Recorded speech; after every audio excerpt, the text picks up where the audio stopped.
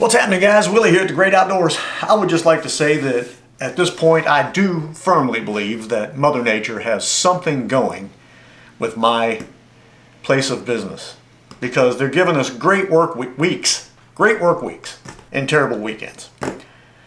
Terrible weekends. At least one of the days, Saturday or Sunday, at least one, it will rain. I don't understand. But hey, we're not going to let that bother us much. Anyway, what we're going to talk about today, we're going back to those green reels again, and there's a reason for it. Okay, I'm not just willy-nilly in this here. Sometime back, Dan sent me a 45th anniversary Century 100B to use as parts for the old Duke. We thought we could use the parts out of a 45th anniversary to use on the Duke to get the Duke back up and going again. Now, I tried that. What happened? Well, what happened is we learned something. We gained some knowledge from that big mistake. The 45th anniversary is a Chinese-made, I'm going to say replica, because really that's what it is. That's all it is. It's just a replica of the original, and the Chinese tolerances and make of that particular reel is honestly nothing more than something that literally looks like a 100B. Is that bad? I'm not going to say it's bad, but I'm going to say that it is, the 45th anniversary is an entity all of its own. Okay? There's a lot of things that are done similar and a couple of things that are done different. Now, is it a good usable reel? I think it is. I think it's a good usable reel. It's just different, and you just cannot use those parts, all of them, on the American-made Johnson Centuries from way back. But what ended up happening when I took that particular reel apart, the center section, the pinion shaft housing that goes in the body, in the frame of the reel, broke because it's plastic. It is not a metal like a lot of the Centuries and Citations were, a brass or an aluminum centerpiece. And it had just broke right out in the body.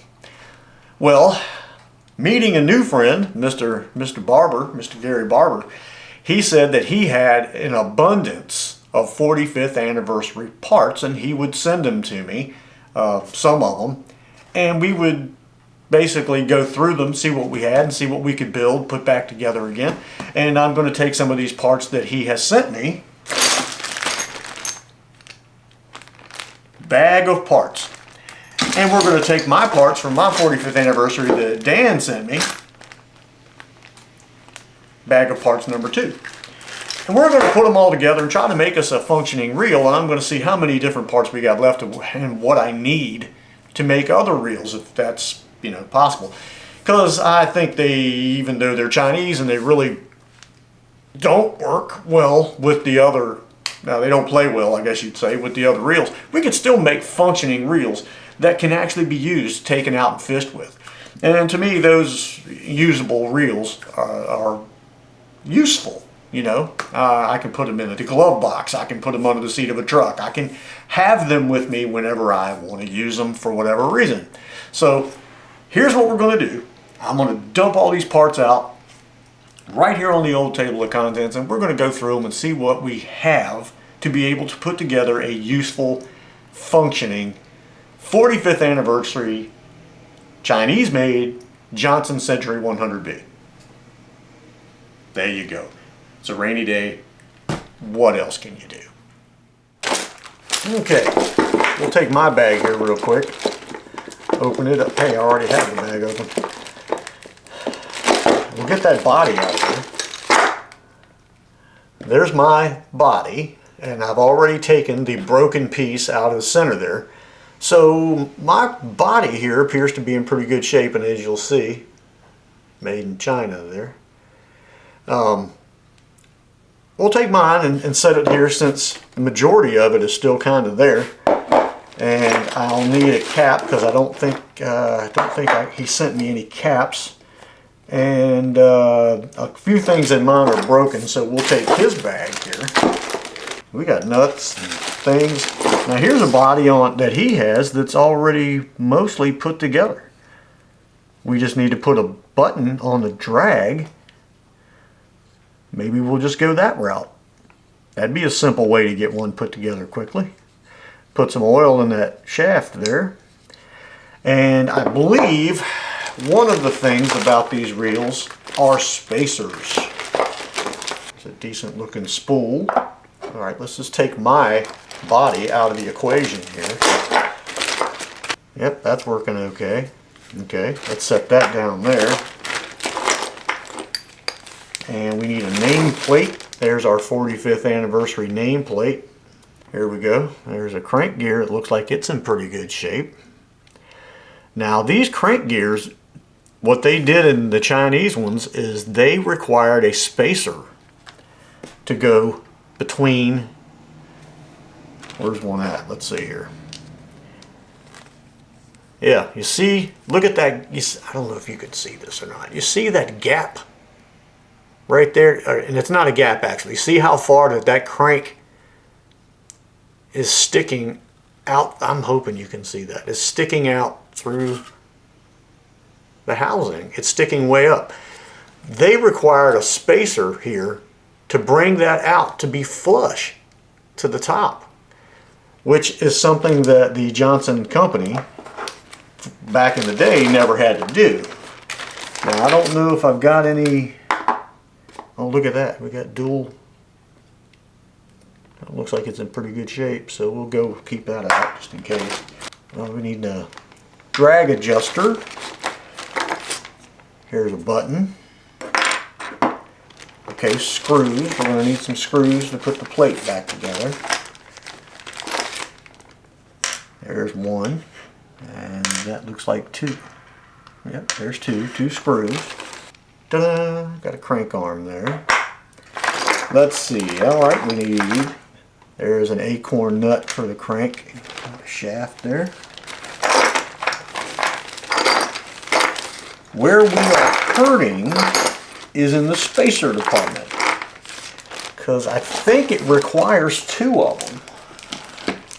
I don't think I have two of them. I think I only have one. Okay, well, we got one spacer. It looks like with what we have sitting here, it looks like we have one complete reel sitting right there. We'll start right here. Because it has a dual retrieval pin,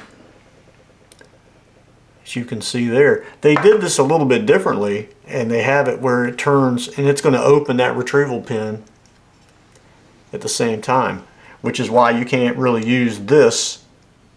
You cannot use this rotor on the Americanized American reels, because it only opens up one at a time, so each pin would open at a different time when it came around, where it opens at the same time on this one. Okay, we have a C-clip inside there that actually holds the drag shaft in, so you have to pop that C-clip out from in there so you can get this out. There we go. Got our clip. Now let's unscrew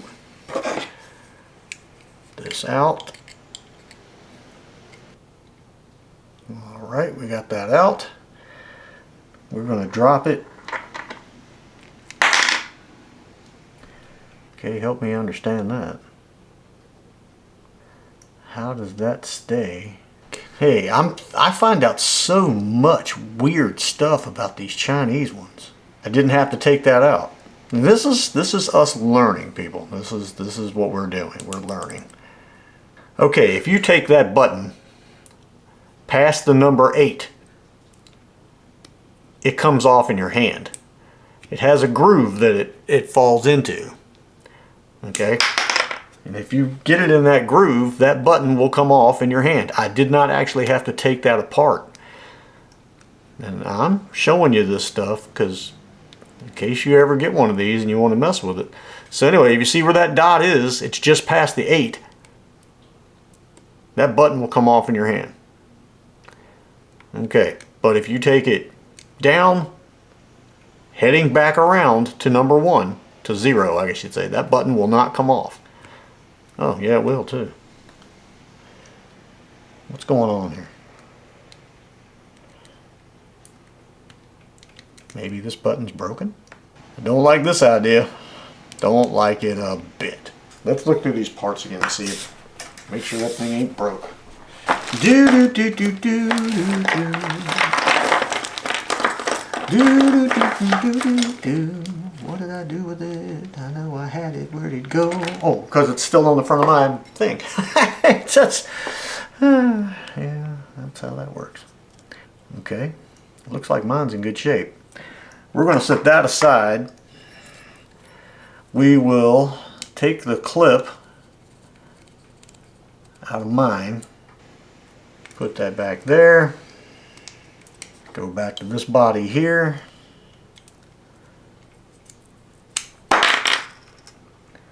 Okay, frustration is starting to set in.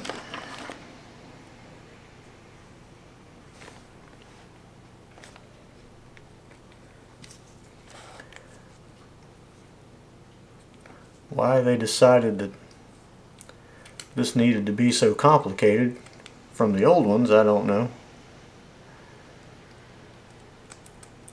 Those are the things that put people out of business. Okay, just stay out of there for now. Yeah, that's an absolute pain in the butt, what that is. Learn as we go. That's what we are doing. We are learning as we go. Even though you're dealing with the same reel, basically you're learning a different version of it. We have to tighten the drag down as much as we can to be able to get our C-clip to go back on again. Okay. C-clip installed. Where's our spool? Here it is. Let's wipe it out real good. All right. Now we put our spool on. There we go. Now our hairpin, wherever that went, there it is. Wow, that just shot and hit me right in the face. Okay, hairpin's on. To hold that in place, I'm going to go ahead and just put the rotor on. Put the nut on top just to hold it tight. Man, our button does not, there we go. Our button has a tight fit. Alright, I guess we'll go ahead and we'll put our plate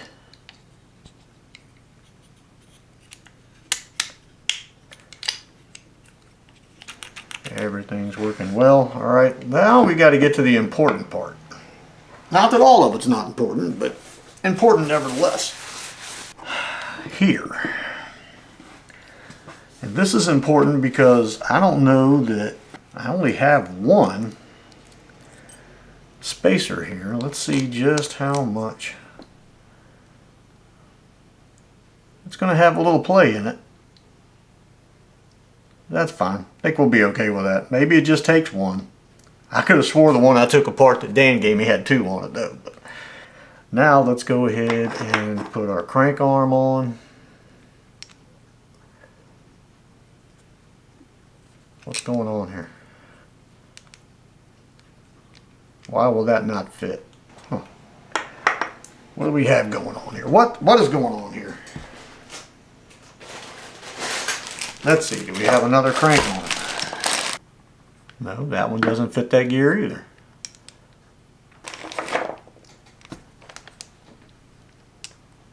Yeah, mine fits it. Okay, these two crank arms do not fit that shaft gear. So, some parts have evidently got interchanged in Gary's parts bag that made, I don't know, unless they did different stuff here.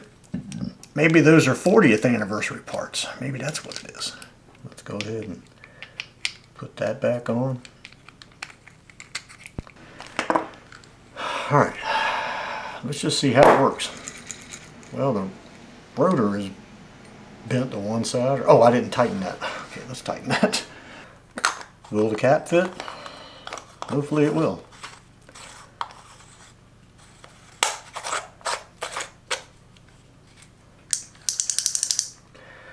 Well, there we have a 45th anniversary with an ugly cap. Doing that thing, wiping it down. So we were able to build one reel. We have some parts that I need to look at and try to figure out what they go to. I think I have a 40th anniversary over there I need to take a look at and see. Maybe that's probably what the issue is. The two crank arms might be 40th anniversary. I don't know that for sure. We're going to take a look and see.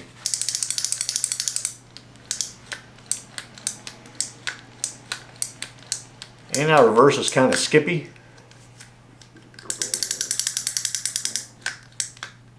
But it works. And I would say that it will probably cast really far, and it probably will work fine. Will I tell you it's my favorite reel? No, not even close.